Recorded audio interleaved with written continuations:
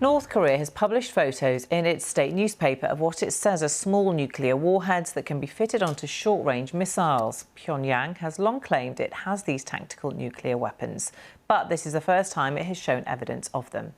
Our correspondent Jean Mackenzie has more from Seoul.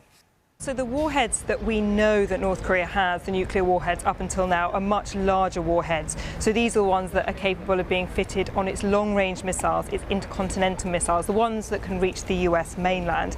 Tactical nuclear warheads are the ones that would be able to be fitted on these devices that could target to areas much closer to home. So here in Seoul, in Japan, for example, US territories of Guam in the Pacific Ocean. And North Korea, as we say, has long claimed that it has the weapons to be able to do this, but we've never seen the proof until today. So these photos of Kim Jong-un looking across and inspecting a row of about 10 miniature warheads are the first evidence we've really seen of that. But there is still a big question mark here around this, because North Korea has never actually tested one of these tactical nuclear devices.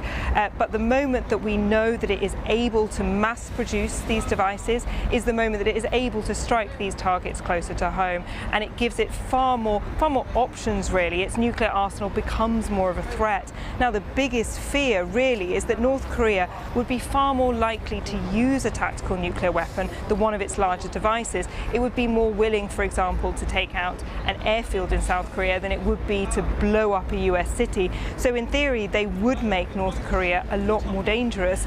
But as I said, there is that skepticism here today being urged because of course these are just photos and we cannot verify whether these are the real deal. We do know, though, that North Korea is testing a lot of missiles. We don't know what their end game is, really. Is there any sign of them coming to a negotiating table for talks to resume? Certainly the North have shown absolutely no sign over the past few years that they want to talk.